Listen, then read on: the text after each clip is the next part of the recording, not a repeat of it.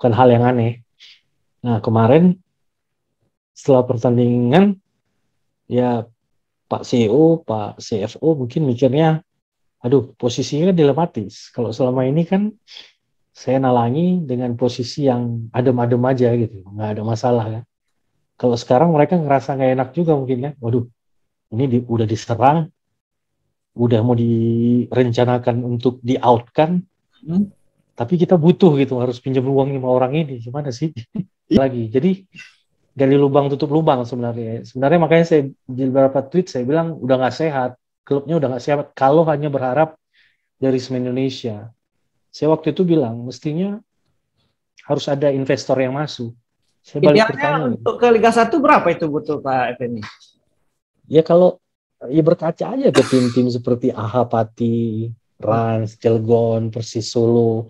Mereka kan semua di atas rata-rata di atas 2 digit semua tuh 10 di atas 10. Dia kan digadang-gadang mau cepat-cepat RUPS supaya saya keluar. Isunya kan begitu. Yang penting si Effendi keluar dulu. Nah, malah ada isu tambahan kalau dia keluar cepat itu cair 12 miliar katanya.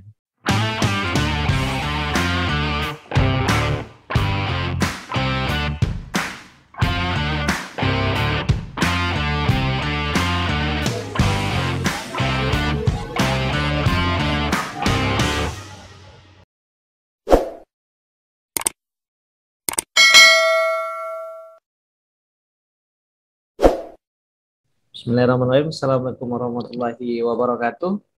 Waalaikumsalam warahmatullahi wabarakatuh.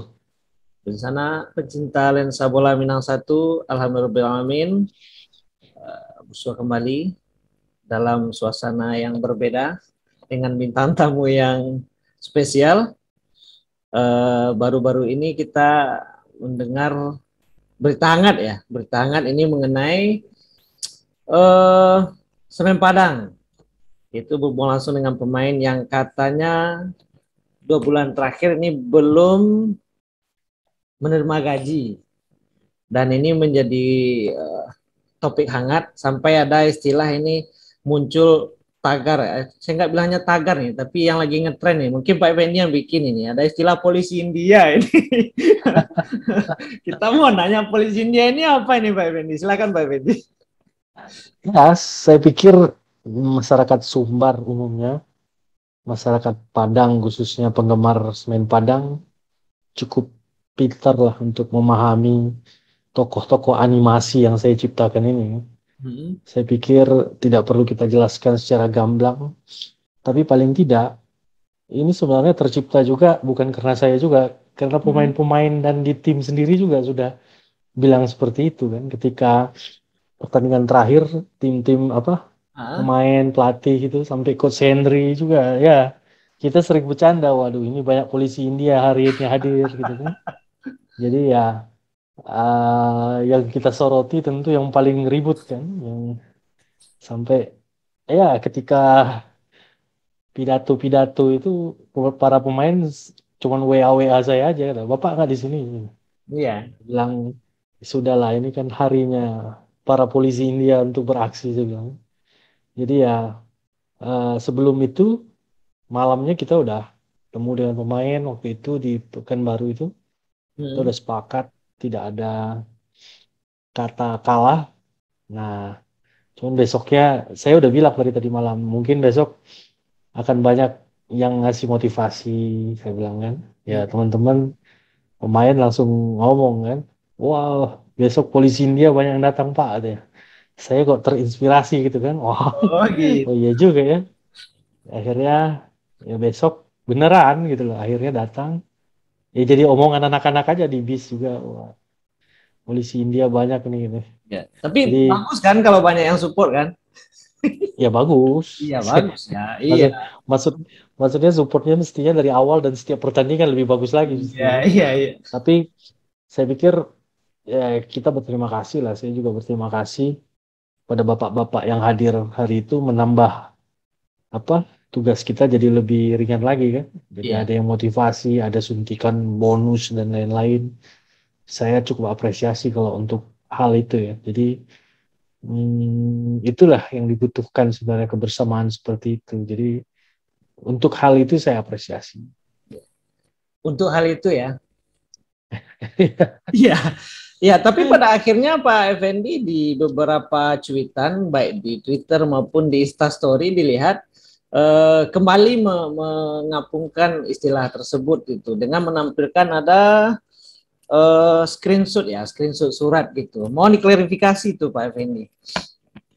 Iya, jadi soal surat peminjaman uang itu sih sebenarnya hal yang biasa ya. Sebelum itu juga sudah sering terjadi. Jadi kalau manajemen belum ada uang, pasti minta talangin ya. Minta talanginnya pasti pakai surat. Iya, Ada iya. surat-surat seperti itu. Jadi bukan bukan hal yang aneh. Nah, kemarin setelah pertandingan ya Pak CEO, Pak CFO mungkin mikirnya, aduh posisinya kan dilematis. Kalau selama ini kan saya nalangi dengan posisi yang adem-adem aja gitu, nggak ada masalah kan.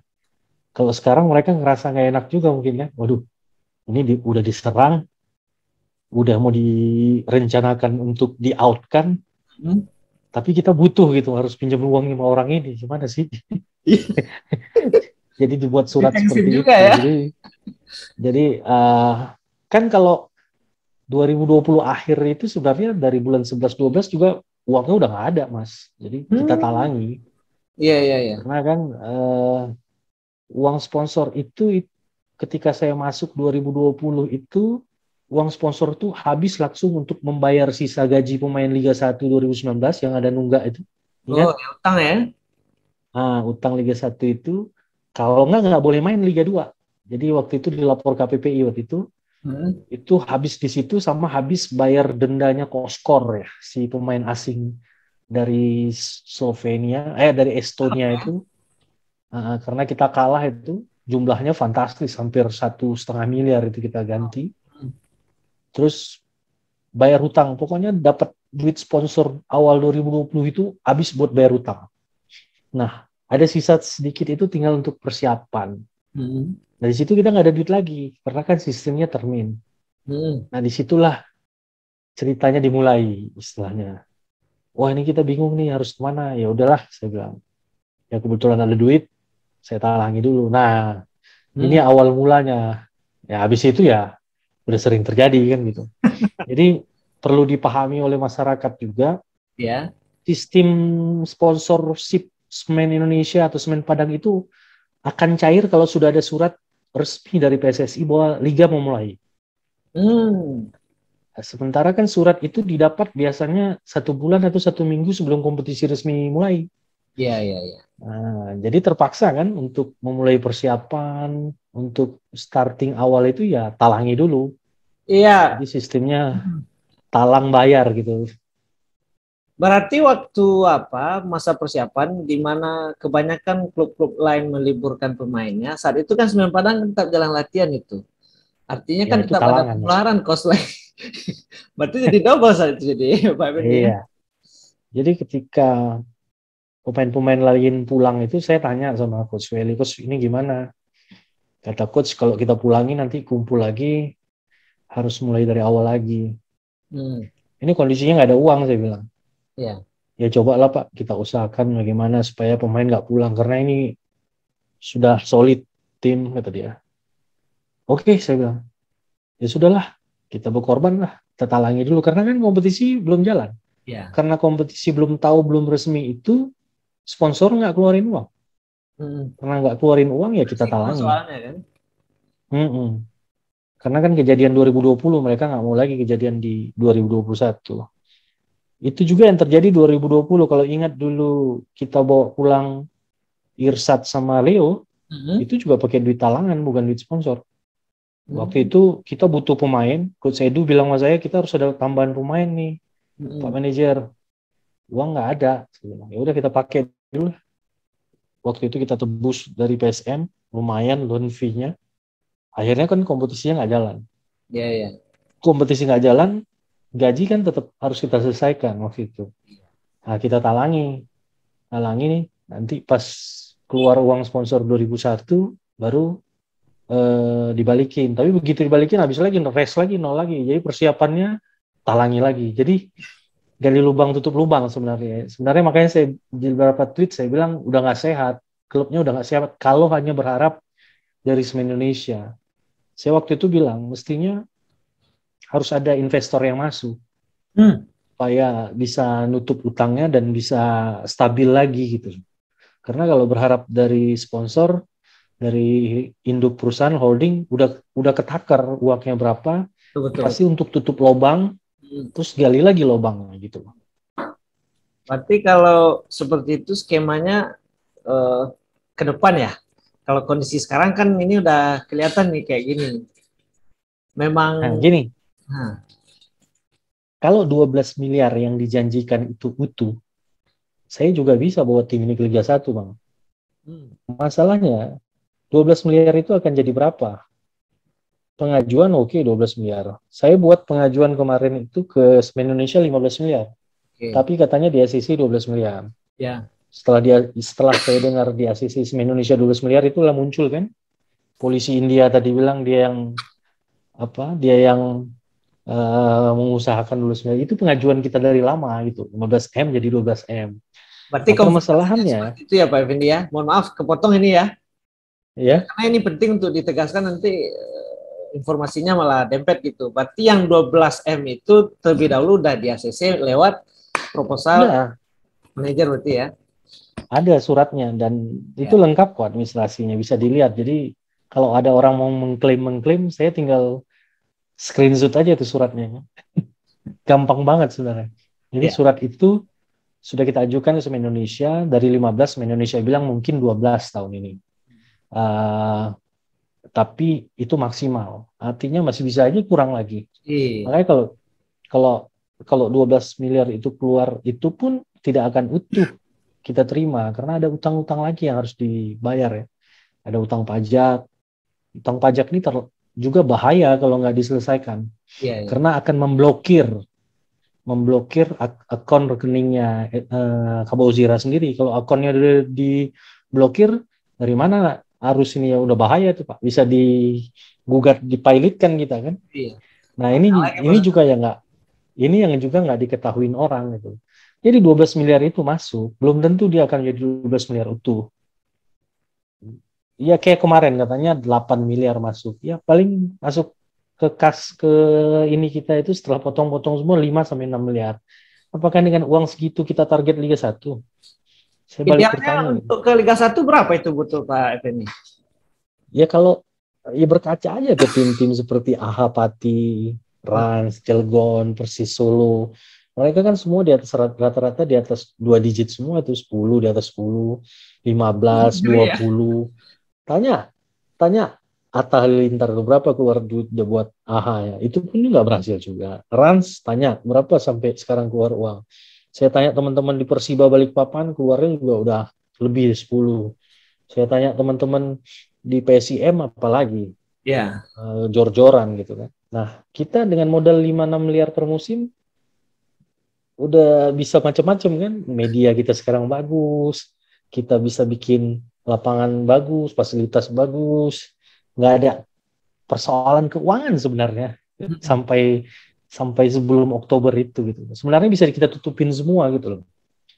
Karena kan kalaupun sekarang kejadian seperti ini gaji 11-12 biasa saya talangi dulu nanti bulan 1 keluar udah gitu kan gali lubang tutup lubang aja kan Iya, iya, iya. sambil mencari sponsor yang lain kan saya bawa beberapa sponsor juga alhamdulillah yang dari Balikpapan ada beberapa sponsor yang kita ini itu agak nutup-nutup lah tapi dengan saya keluar sekarang mungkin mereka juga berpikir 2 kali kan untuk nyemplung lagi gitu apalagi ada beberapa sponsor kayak di Balikpapan itu dia komit mau jadi salah satu sponsor utama juga untuk musim depan.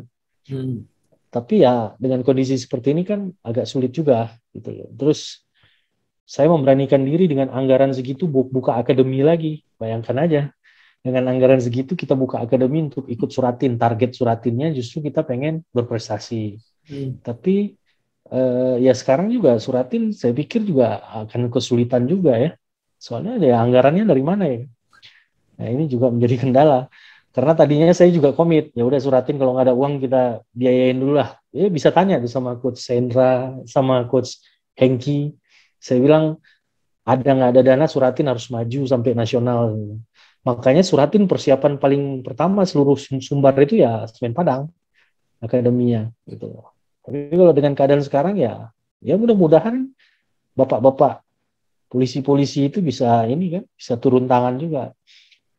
Ya maksudnya bisa ikut bertanggung jawab juga gitu. Tapi saya mohon maaf ini Pak Effendi, mau nanya ini kan surat udah dikasih sama Semen Padang pada Pak Effendi itu. Dengan status Pak Effendi sekarang nggak lagi menjadi manajer Semen Padang FC gitu. Nah, apakah gitu? Apakah Pak Effendi akan tetap menalangi atau gimana gitu? Gini, saya klarifikasi. Untuk manajer itu saya didesak mundur ya. Saya didesak mundur oleh beberapa tanda kutip tokoh lah. Udah mundur aja biar nggak ribut. Karena si ini minta kamu mundur, si ini minta mundur. Oke, saya bilang saya mundur sebagai manajer. Tapi saya bilang kalau saya mundur, kasihan pemain-pemain ini. Gimana ke depannya? Udah nggak usah pikirin itu, yang penting mundur dulu kan.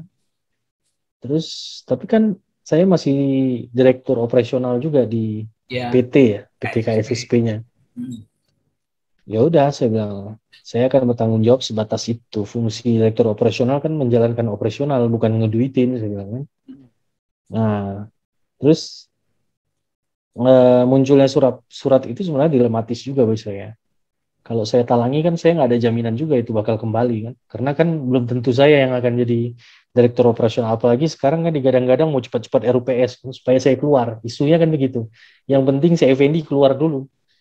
Nah, malah ada isu tambahan kalau dia keluar cepat itu cair 12 miliar katanya. Jadi kan mau tim ini bagaimanapun bukan CEO yang salah, bukan Komut, bukan pelatih, pokoknya Effendi yang salah. Nah, ya kan? Coba lihat aja. Kalau mainnya kalah pasti Effendi, kalau mainnya menang yang hebat tuh pelatih, pemain. Begitu juga yang lain, nggak pernah direktur utama CEO klub itu nggak pernah save direktur keuangan Komut nggak pernah sentuh. Yang selalu diserahkan Effendi. Pokoknya Effendi lah. Kalau ada musibah di Padang mungkin Effendi penanggung jawabnya istilahnya gitu kan. Mohon maaf Pak Effendi, menurut Pak Effendi kenapa itu bisa terjadi ketika sentralisasi permasalahan itu ditembakkan kepada Pak Effendi? Ya gini loh, karena dari awal masuk saya kan pengen klub ini bersih ya, tertib gitu. Makanya yang aneh-aneh saya penggal semua. Ada 20 pegawai itu, ada sekitar 9 atau 8 pegawai yang kita PHK sesuai dengan undang-undang. Karena memang nggak efisiensi juga. Jadi oke lah mereka sudah belasan tahun, tapi nggak efektif buat perusahaan. Nah itu mungkin menjadi salah satu ini juga kan. Mungkin ada titipan-titipan di situ, jadi mungkin ngerasa, wah jadi ada dendam ke saya. Kemudian kedua itu sistem pemain. Biasa kan ada pemain titipan, ada bisnis dengan agen-agen tertentu. Selama ada saya kan nggak ada itu. 0%. Semua pemain tidak ada dari agen, semua pemain tidak ada titipan, mau titipan legend manapun nggak ada, semua 100% itu pilihan pelatih. Dan saya bilang pelatih, Anda pilih pemain, Anda harus bertanggung jawab kalau gagal. Saya bilang, oke, kata Coach Welly. Jadi mungkin sebelumnya udah jadi tradisi, ada titipan ini, ada titipan ini. Nah, singkatnya mungkin banyak yang terganggu dengan kehadiran saya dalam membenahi klub ini. Karena kan saya nggak ada kepentingan apapun di klub ini. Karena saya bukan pegawai yang harus cari muka dengan bos-bos di Semen Padang. Satu. Kedua, saya orang politik, tapi saya nggak mungkin berpolitik di Sumbar. Saya nggak mungkin nyalon gubernur, saya nggak mungkin nyalon wali kota, jadi nggak perlu mencari nama di Semen Padang ini.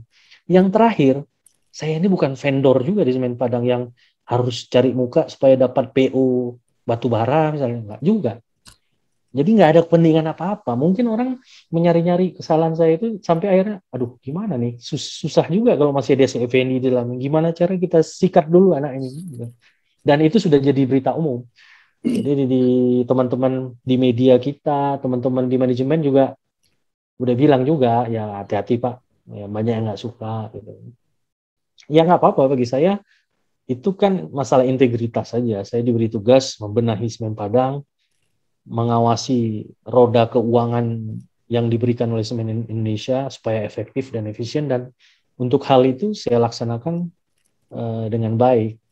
Kalau urusan teknis lapangan harus menang itu kan sebenarnya urusan pelatih, urusan head coach.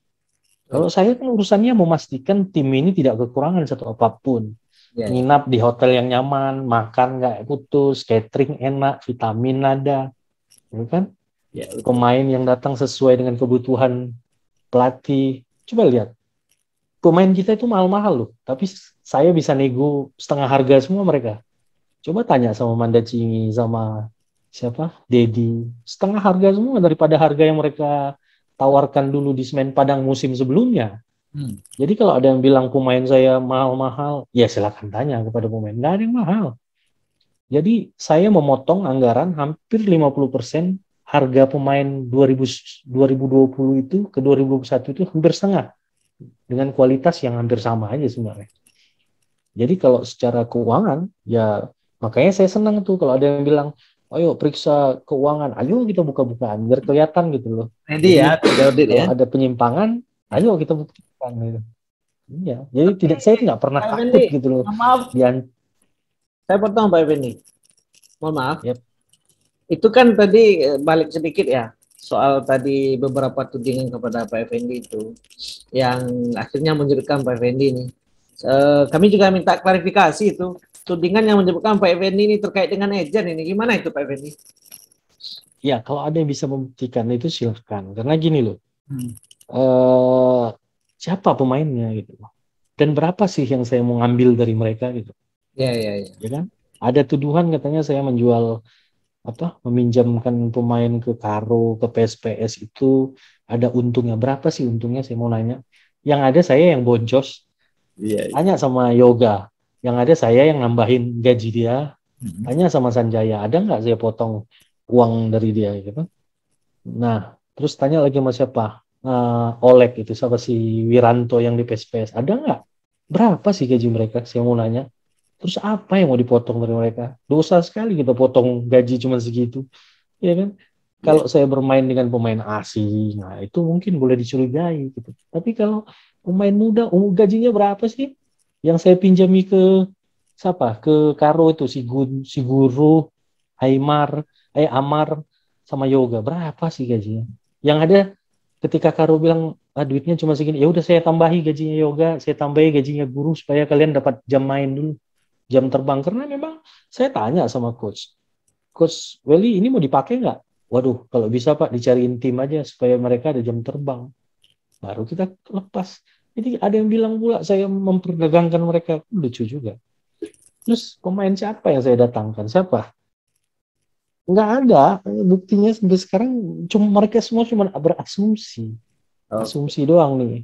Ya kan? Karena ya itu. Karena di Semen Padang nggak ada yang bisa masukin pemain. Nggak kayak dulu gitu loh. Bebas orang nitip pemain. Sekarang nggak ada. Bersih. 2 musim ini betul-betul kita kawal lah. Supaya tim ini tertib gitu. Nggak ada yang nitip ini, nggak ada. Dan itu bisa dikonfirmasi ke Pak CEO, Pak CFO. Ada nggak saya masukin pemain? Ya kan?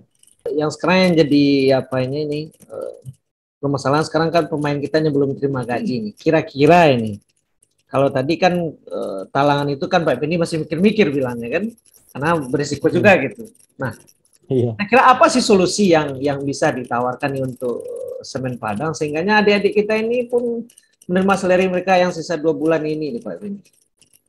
Gaji mereka itu nggak terlalu besar ya Mas. Saya pikir dengan ya nggak gede lah untuk menutupi gaji bulan 11 ya. Saya pikir bapak-bapak yang di Semen Padang, bapak-bapak yang di Dewan itu, kalau punya niat baik untuk Semen Padang, nggak susah dia untuk menalangi. Toh kan akan balik lagi. Kecuali ada satu orang yang katanya udah puluhan miliar nggak balik-balik, itu saya nggak paham juga kan. Nah, jadi kalau sekedar menalangi untuk gaji mereka 1 bulan itu bukan angka yang gede sih sebenarnya buat para petinggi ini. Kenapa harus bergantung pada saya gitu? Saya itu siapa? Saya bukan karyawan Semen Padang. Saya Ya, bukan karena karyawan selama ini Semen kan Pak Indonesia. Effendi yang lain barangkali ya. Hmm. Makanya kembali lagi sama Pak Effendi itu solusinya. Kalau kalau semua ini bergantung kepada saya, ya udah saya aja yang beli saham Semen Padang FC ini, mau nggak? Kira-kira begitu. Iya, Jual nggak? Kan nggak dijual juga. iya, Ya kan? Ya saya yang beli klub ini kalau gitu. Nah, kalau memang semuanya menggantungkan ke saya beli aja gitu. Tapi kan saya juga pernah bilang, kenapa nggak dijual aja klub ini ke investor? Tidak semua, mungkin 50%, mungkin 60%, dengan syarat tidak berganti nama dan tetap berhome base di sini. Hmm. Tapi kan itu nggak dilakukan. Ada apa gitu? Itu membuat kita berpikiran negatif jadinya kan. Oh, apakah ini mau dijadikan sebuah alat-alat tertentu untuk pencitraan diri kan? Who knows gitu. Jadi saya juga aneh, kenapa berat kalau dijual saham ini 30%, 50% kepada investor. Kan Semen Padang masih bisa memiliki juga. Warga Sumatera Barat juga masih bisa memiliki. Dan buat dong di perjanjian klub ini nggak akan dibawa keluar dan tidak akan berganti nama. Selesai masalah. Artinya saya berpikir keras juga dulu kan, kenapa ini tidak diberikan. Padahal saya dengar sebelum saya bawa investor juga ada sebelumnya investor pengusaha lokal yang cukup terpandang dan cukup kuat sebenarnya. Tapi kenapa tidak dilakukan gitu loh? Toh tidak akan membuat klub ini keluar dari Sumbar dan tidak akan berganti nama juga sebenarnya. Jadi nggak ada alasan juga sebenarnya. Tapi ya ini yang membuat kita jadi berpikir, oh, mungkin ini mau digunakan untuk hal-hal yang lain gitu. Jadi wajar kalau saya berpikir seperti itu dan mungkin beberapa teman-teman yang lain gitu, Mas. Oke, siap. Terima kasih Pak Effendi. Barangkali itu soal terkait dengan Semen Padang investor itu nanti ada kajian khususnya itu kita bahas lagi nanti dengan karena itu kan masih Ya, sifatnya teka-teki. Pak Effendi menekan Eki, kita juga menebak-nebak gitu apa sebenarnya yang terjadi gitu. Kenapa itu nggak mau gitu. hmm, Tapi setidaknya kami dari Minang Satu udah dapat klarifikasi langsung dari Pak Effendi itu terkait isu-isu yang cerita tadi, siapa sih, kenapa sampai Pak Effendi menulis ada polisi India terkait pinjaman, kemudian dana 12M, dan gaji pemain ke depan. Artinya masyarakat sudah mendengar penjelasan langsung dari Pak Effendi itu. Mudah-mudahan ini menjadi titik cerah juga nanti, dan kita harapkan nanti di bagian apa perusahaan juga berusaha untuk menjadikan solusi bagi para pemain kita gitu. Barangkali closing statement nih dari Pak Effendi sebelum kita tutup ini. Silakan. ya bagi saya sih ngurus sepak bola itu kan ibadah ya. Nggak ada juga yang harus saya pertahankan. Kalau memang sudah tidak diinginkan ya saya akan melanjutkan perjalanan sepak bola saya, perjalanan saya sendiri gitu loh. Jadi ya saya sih nggak khawatir. Artinya ada yang bilang setelah di Semen Padang kapok nggak Pak ngurus bola? Enggak lah. Bola ini ibadah untuk senang-senang, untuk happy-happy kan. Apalagi kan saya udah bilang di awal, saya nggak punya kepentingan apapun di Semen Padang, ya lillahi ta'ala dan karena cinta sepak bola aja. Ya kalau sekarang bisa happy, bisa cerah ya kan. Biasa akhir tahun mengkredit kita kan, uang keluar terus. Sekarang kan enak, ya Hebat. kan. Malah malah yang ada sekarang banyak klub yang nawar-nawarin kan, Pak, ambil klub saya Pak, ambil klub saya gitu. Ya kita masih menikmati lah kan. Tapi banyak hal saya cukup merasa puas lah dengan kinerja hampir 2 tahun saya di Padang. Hmm. Paling tidak saya bisa mengorbitkan anak-anak muda ya. Genta, Firman, Yoga, Sanjaya. Ya. Ya terserah orang mau klaim apa, tapi bisa ditanya dan dicek semua anak-anak itu ya saya bina dengan cukup cukup baik lah. Sanjaya ketika tim pelatih enggan untuk mengontrak, saya paksakan, udah kita kontrak aja, ini bagus buat masa depan. Tapi kalau memang nggak mau dipakai ya kita pinjemin. Ya buktinya jadi di PSPS. Ya, ya. Waktu itu PSPS juga apa sekalian Wiranto. Ya seperti sekarang juga ketika terjadi masalah dengan gaji, anak-anak itu tahu dan paham. Mereka tidak menyerang saya untuk bagaimana nih bos gaji, nggak ada. Malah beberapa saya bantu kayak Genta, ayo Genta, saya ini pinjemin ke Arema aja, saya bilang kan. Oke Pak, siap, berangkat. Beberapa pemain juga Ada beberapa pemain juga yang saya apa minta rekomendasinya, udah main di Liga 1 nanti, kayak adalah beberapa pemain Ya, nanti ya, yang ya. akan main Liga 1, ada 2-3 orang lagi yang akan main Liga 1, ya saya bantu semua.